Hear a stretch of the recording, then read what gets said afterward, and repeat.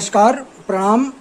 आज हम हमारी बटेश्वर टाइम्स की टीम जनपद जौनपुर के मछली शहर तहसील के पूर्व विधायक, पूर्व समाजवादी पार्टी के जिला अध्यक्ष माननीय श्री लाल बहादुर जी के आवास पर उपस्थित हुए हैं।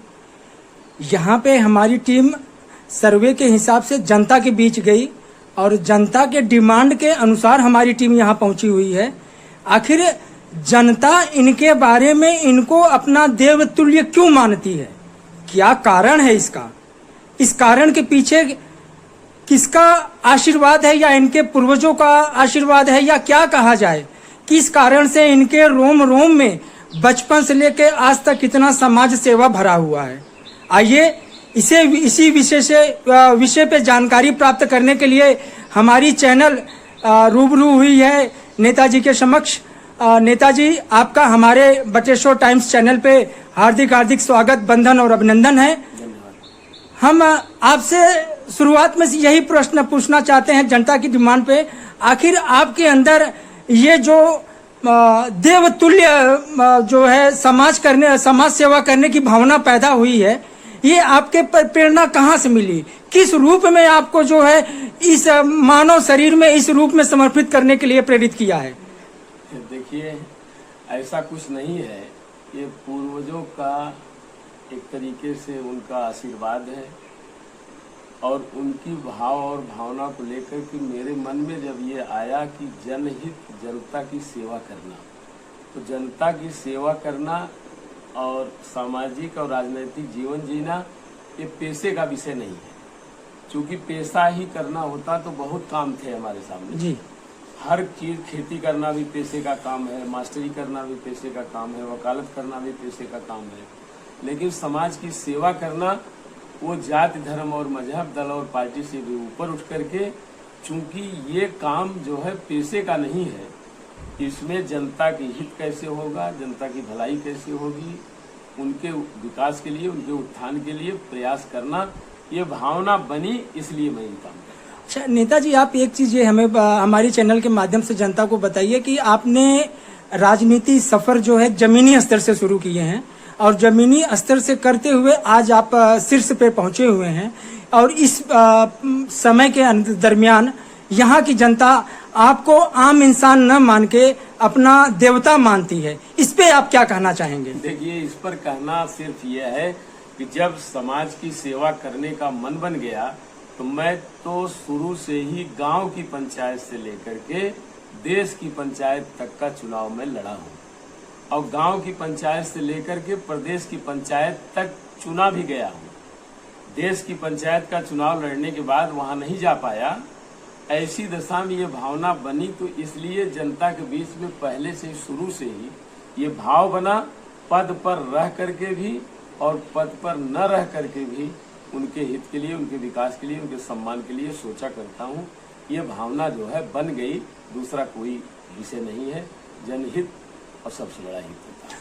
अच्छा, इस समय जो एक ज्वलंत मुद्दा चालू है, यहीं आपके ही बाजार में, बरई पार में आए दिन अक्सर चोरी की घटनाएं होती रहती हैं। किसी न किसी की मोटरसाइकिल चोरी हो जाती है, दुकान ताला तोड़ करके चोरी हो जाती है। आज उवारी पुल के पास एक पिकअप की चोरी हो गई। अक्सर आए दिन वहां घटनाएं घटती रहती हैं। बरई पार चौराहा जो है, वहां देखा जाए तो जमीनी स्तर पर बहुत बड़े नेता हुए, बहुत बड़े पत्रकार हुए, फिर भी वहां की जनता आम जो है सुविधाओं से वंचित है। ये भी कहा जाता है, सुनने को मिलता है कि यहाँ पे 2 थाने आए। यहाँ की जो परिस्थिति है उसको देखते हुए यहाँ पे 2 थाने दिए गए। एक थाना तो चला गया भीलमपुर, दूसरा थाना चौकी जो है चली गई कंधी नदी के पास। फिर भी यहाँ पे इतनी घटनाएं होती रहती हैं। यहाँ पे माँ, बहन और गरीब जनता जो है वो सुरक्षित नहीं है। इसके लिए आप जो है सरकार के माध्यम से, अपने माध्यम से इस जनता को सुरक्षित करने के लिए क्या कहना चाहते हैं? ये बातें जो भी सामने आती है उसको जिला प्रशासन, शासन प्रशासन में ये बातें रखी जाती है और सबसे अपेक्षा ये बात की जाती है कि जनता के को कैसे राहत मिले, ये आचरण और कार्य लोगों को करना चाहिए। और इसके बारे में अगर कोई बात आती है तो उसका संज्ञान भी लिया जाता है, लोगों अधिकारियों से कहा जाता है, उसका निवारण भी होता है। और उस तरह से कोई घटनाएं अगर हो रही हैं तो इस पर प्रशासन को ध्यान देना चाहिए और हम लोगों के सामने कोई बात आती है तो उसको जहाँ रखना होगा उसको रखेंगे, उसका निवारण कराएंगे। अच्छा, इस समय जो क्राइम का माहौल चल रहा है और इसके बाद यहाँ पे जो बेरोजगारी का मुद्दा है, जो आम जनता जो है स्वास्थ्य के प्रति परेशान है, इस पे जो है आपके क्या विचार हैं? शासन की नीतियां इसके प्रति माने संवेदनशील नहीं है। शासन की नीतियां संवेदनशील रहती तो कहीं कुछ न होता। तो जनता के हितों के प्रति सरकार जो कही वो की नहीं। आज जो सरकार मौजूदा समय में चल रही है, जनता के बीच में लोगों ने वादा किया था कि मेरी सरकार बना दो, सबके खाते में 15-15 लाख रुपए चले जाएंगे। किसी के खाते में 15 लाख रुपया नहीं गया। किसान की कोई जात नहीं होती, वो जात धर्म और मजहब से भी ऊपर किसान, ऊंची जात, पिछड़ी जात, अनुसूचित जात, हिंदू मुसलमान सब में किसान होते हैं। किसानों को कहा गया कि मेरी सरकार बनवा दो, तुम्हारी उपज का दुगुना मूल्य तुम्हें मिल जाएगा। आज तक नहीं मिला। और हमारी सरकार बनवा दो, नौजवान किसी भी जात में हो सकते हैं, ऊंची जात, पिछड़ी जात, अनुसूचित जात, हिंदू मुसलमान, नौजवान आज बेचारा बना हुआ है। तो किसान खेत में और नौजवान सीमा पे, और यहाँ उस तरह से रोजगार परे, जिनको कहा गया कि 2 करोड़ लोगों को हर साल नौकरियां मिल जाएगी, लेकिन अभी तक नहीं मिली। तो कहने का मतलब कहा कुछ जाता है, किया कुछ जाता है। तो ऐसी दशा में सरकार जो कही है, हम लोगों की मांग भी रहती है कि वो करे। अच्छा नेताजी, आपके मतानुसार ये जो 4 साल बीते हैं ग्राम प्रधान प्रतिनिधि के लिए, बीडीसी के लिए, ब्लॉक प्रमुख, विधायक और सांसद के लिए, ये 4 साल इन सब के लिए बेमिसाल रहा या बेकार रहा? सरकार की नीतियां सब पर मैंने बता दिया कि सरकार की नीतियां जैसी रही, कहीं विश्वास किया गया, कहीं विश्वास नहीं किया गया। किसी प्रधान को जो है जिम्मेदार बनाया गया, सचिव उनके खाते के संरक्षक बन गए, और बनाने के बाद ये सरकार की नीतियां हैं। कौन सा कार्य जनहित में हो रहा है, ये सब तो उनकी नीतियों पर ही आधारित है।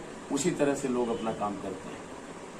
और एक चीज और आपसे पूछनी थी नेताजी, जिस तरह से यहाँ पे सर्वे हमारी टीम जो है आम जनता के बीच में जमीनी स्तर पे सर्वे कर रही है, उससे जहाँ तक जानकारी मिली है कि काफी ग्राम प्रधान जो है अपने जेब से पैसा लगा के कार्य किए हुए हैं, लेकिन अभी तक ब्लॉक से उनका भुगतान नहीं किया गया है। कुछ प्रधान तो ऐसे हैं बैंक से 5 लाख से 10 लाख रुपया कर्ज तक ले लिए हैं और कर्ज लेकर के जमीनी स्तर पे अपने ग्राम पंचायत में कार्य किए हैं, लेकिन आज भी उनके दरवाजे पे कर्जदार दस्तक दे रहे हैं। इस विषय में आप उन प्रधानों को हमारे चैनल के माध्यम से क्या संदेश देना चाहते हैं? मैंने साफ शब्दों में कह दिया कि सरकार की नीतियां अच्छी रहें तो सब अच्छा होगा, नीतियां ही गड़बड़ हैं तो हर आदमी परेशान। सीधा। और अगर आपको यहाँ की जनता वापस जो है अपने सिर जो है बैठाना चाहती है, जैसे इसके पहले बैठा चुकी है, और उसके ऊपर ले भी जाना चाहती है, तो क्या आप जनता की भावनाओं का कद्र करते हुए उनको सपने को साकार करेंगे? देखिए, सीधा मामला है, जो ताकत मिलेगी उस ताकत से काम करूंगा, नहीं तो जिस दशा में रहूंगा उस दशा में कर ही रहा हूँ। इसलिए कि हमारा दूसरा कोई काम नहीं है, जनता की सेवा करना ही हमारा विशेष है। भाइयों और बहनों, आज हमारी चैनल नेताजी के समक्ष जो है आकर के इनकी बातों को आपके समक्ष रखी है, जिससे साफ साफ ये प्रतीत होता है कि नेताजी किसी पद के भूखे नहीं हैं। इनको पद मिले या ना मिले, लेकिन इनके संस्कारों की जो देन है, जब तक ये जिएंगे इनके रोम रोम में समाज सेवा भरा हुआ है। इनके पास कुछ रहे या न रहे, लेकिन ये मरते दम तक समाज सेवा करते जाएंगे। ये इनके ब्लड में, इनके संस्कार में इनको प्राप्त हुआ है। मनोज पांडे कैमरामैन के साथ, ब्यूरो जौनपुर।